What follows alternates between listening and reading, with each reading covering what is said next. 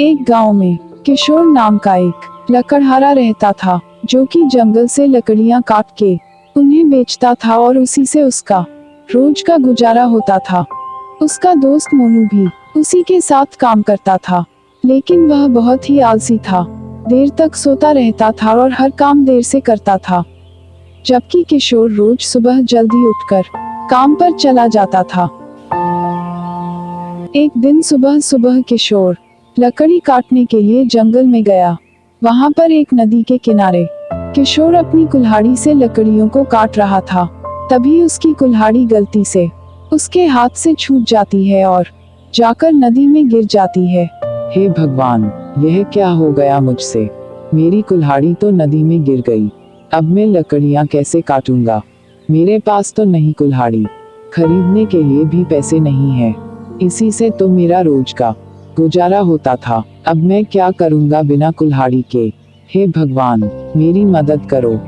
किशोर की कुल्हाड़ी खो जाने की वजह से वह बहुत ही उदास हो जाता है और वहीं पर रोने लग जाता है।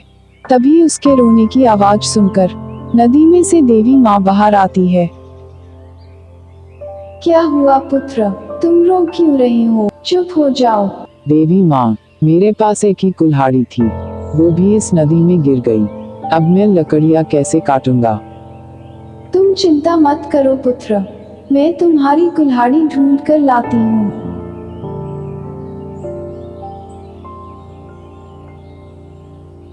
पुत्र, क्या यह सोने की कुल्हाड़ी तुम्हारी है?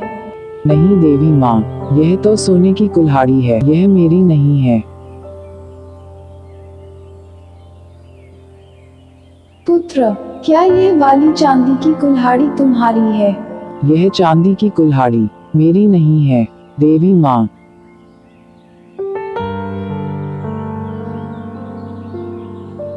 पुत्र, क्या यह वाली लकड़ी की कुल्हाड़ी तुम्हारी है?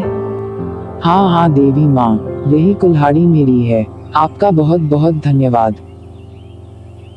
तुम बहुत ही ईमानदार हो पुत्र, इसलिए मैं यह तीनों कुल्हाड़ी तुम्हें देती हूँ। किशोर तीनों कुल्हाड़ी लेकर अपने घर आ जाता है। अरे किशोर, तुम आज इतना जल्दी कैसे आ गए काम से? और यह सोने चांदी की कुल्हाड़ी कहाँ से मिली तुम्हें? किशोर ने नदी के पास जो कुछ भी हुआ वह सब कुछ मोनू को बता देता है। फिर तो मैं भी जाता हूँ उस नदी के पास। आ जाओ, क्या पता तुम्हें भी मिल जाए। मोनू लालच में आकर अपनी कुल्हाड़ी लेकर जंगल में जाता है। फिर नदी के पास जाकर अपनी कुल्हाड़ी को जानबूझकर नदी में फेंक देता है और फिर रोने का नाटक करता है। उसके रोने की आवाज सुनकर पानी में से देवी माँ बाहर आती है। क्या हुआ पुत्र, तुम रो क्यों रही हो? देवी माँ, मेरी कुल्हाड़ी गलती से पानी के अंदर गिर गई, क्या आप लाकर दे सकती हो? तुम चिंता मत करो पुत्र, मैं तुम्हारी कुल्हाड़ी ढूंढ कर लाती हूँ।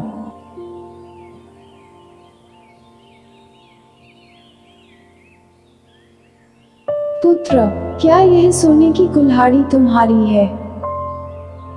हाँ हाँ देवी माँ, यही कुल्हाड़ी मेरी है सोने की।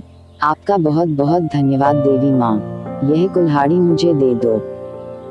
तुम झूठ बोल रही हो, यह सोने की कुल्हाड़ी तुम्हारी नहीं है। किशोर को तो उसकी ईमानदारी का इनाम मिला था, लेकिन तुम बहुत ही लालची इंसान हो, इसलिए तुम्हें कुछ नहीं मिलेगा। चले जाओ यहाँ से। अब मोनू अपने लालच की वजह से बहुत ही पछताया।